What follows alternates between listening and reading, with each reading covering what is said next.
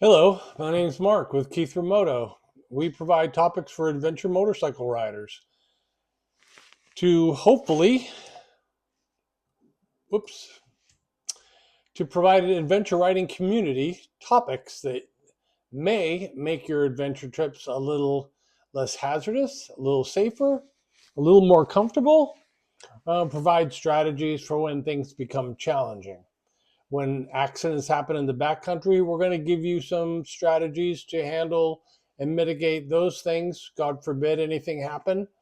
But we're just really to provide the whole wellness to your motorcycle adventure trips. So today's topic is we're going to talk about improvised shelters. So mainly we've been on a theme of desert travel for adventure motorcyclists. So what do we want to protect ourselves from? We want to protect ourselves from the wind, the wet, the cold, and solar radiation and heat, but mainly solar radiation. Okay, so that means basically infrared radiation that heats up the earth, heats up you, contributes to a lot of different things. Heats up the rocks, heats up the earth. That's where the heat comes from. Then UV light. Okay, we talked about that in the previous video. But we're going to give you some ideas on how to protect yourself from the sun and even the wind and the rain if it happens as well. Because desert storms can be pretty intense at times. So here we go. So, anyways, the first thing you want to do, say you're going to take a midday siesta, as we've talked about in previous videos. Hammocks work great.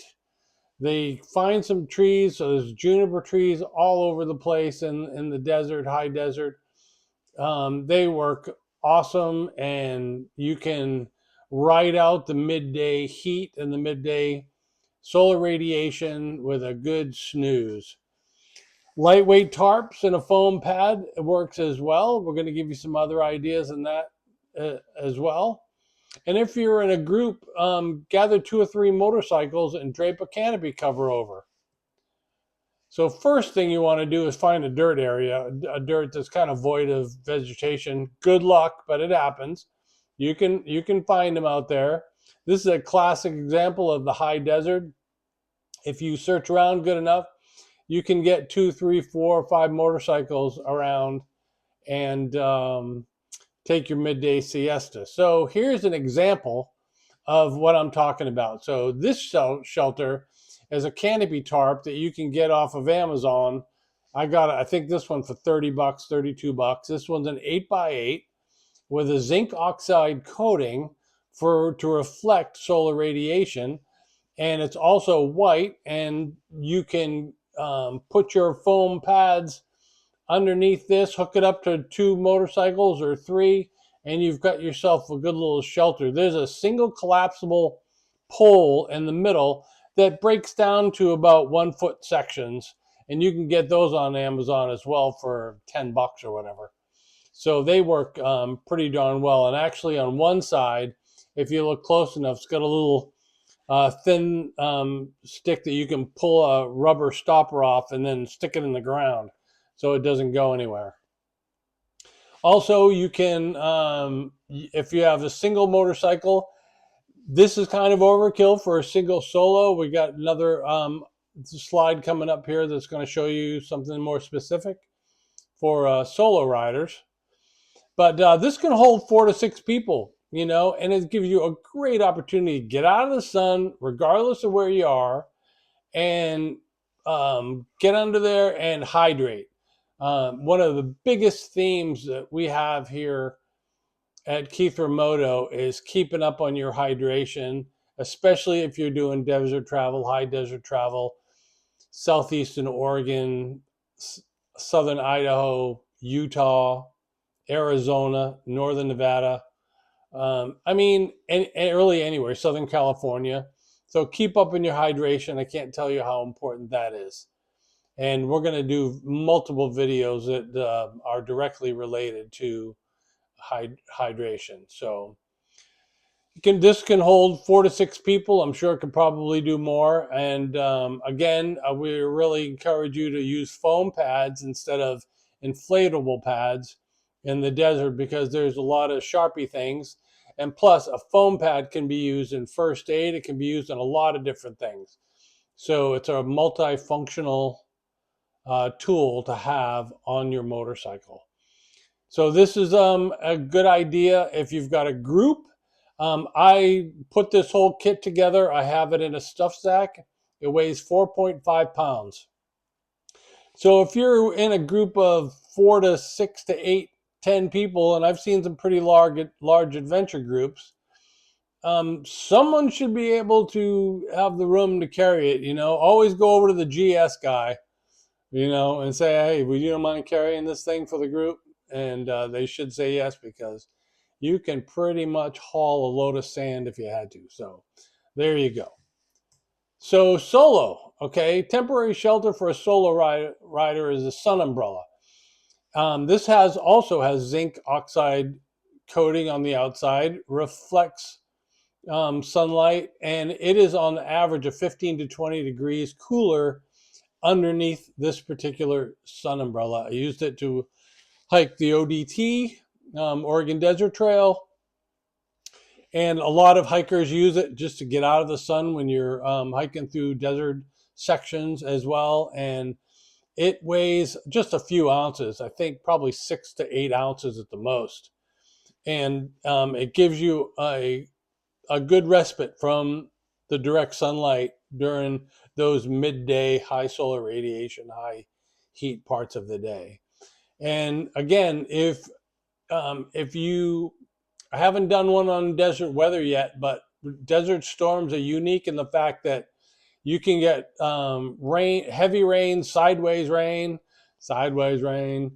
and all sorts of uh, different things when it comes to desert weather. This gives you a good, pull off to the side, kickstand and shut down your motorcycle and get out your sun umbrella and put your foam pad down and bury yourself underneath this, because when the rain comes, it can really, really come quick and heavy for 15 to 20 minutes. So I'm going to do a whole video on desert weather for you guys. And so, yeah, and with videos and everything that I had when I was the camp host at um, Camp Hart and Hart Mountain National Antelope Refuge. So, anyways, there you go.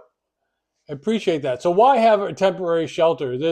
It's really, really good idea. Number one, if you're going to stay in a hotel somewhere and something should happen from between point A and point B, you need to be able to shelter yourself instead of setting up a tent. Trying to set up a tent in the heat of the day is you basically will become a baked potato. No matter what tent you have, it can be really, really, really hot and hard to endure. So the desert can be unpredictable, and spring it can be brutally hot. You don't want to have to set up a tent.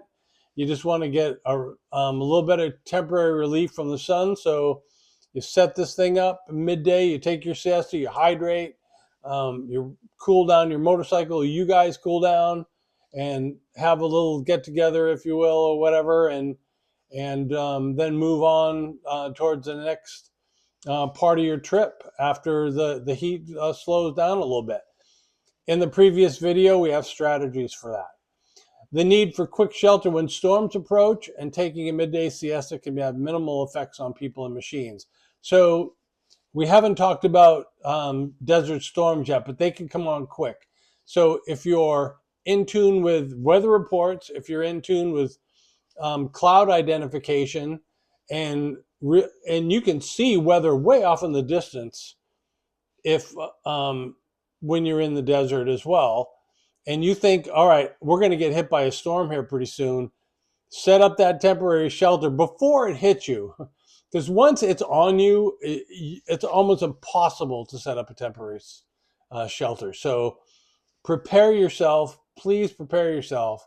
It's very important. As soon as you get either visual confirmation or maybe a weather alert or an update, or in your report that you might have midday storms.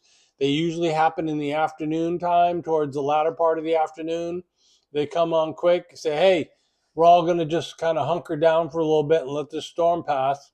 Set up your temporary shelter, and then you can move on, because I have a video coming up too, because these storms make desert mud, and desert mud is brutal on your motorcycle.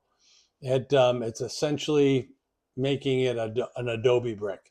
So I have some strategies for you guys in that regard as well. So appreciate that. So the next video we're going to talk about, keeping the desert theme, is going to be hyperthermia, or heat illness.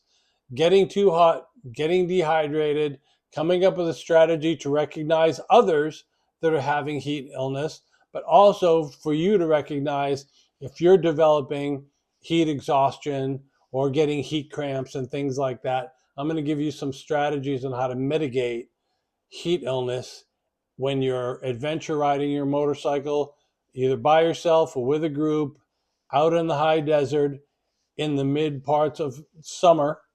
Okay. And it doesn't even have to be the mid parts of summer. It can be anywhere in the summer. Those hot months, June, July, August, parts of September. All right.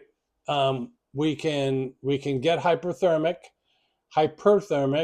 and we can develop heat illness. And I really want you guys to try to avoid that as well, because nothing will ruin your trip faster than developing heat illness. Thank you very much. My name's Mark. I'm with Keith Remoto. We provide topics and videos for you guys that you can, if you're curious about stuff, leave down in the comments section. I'm learning so quickly on how to use YouTube and how to do this. And if you have any comments on the format, I've gone through multiple different, recording myself with a GoPro and a whiteboard and this and that. This seems to be the easiest for me because I'm not an expert on it. So, but I hope to get better in the future. Anyways, thank you very much, you guys. Appreciate it. Take care.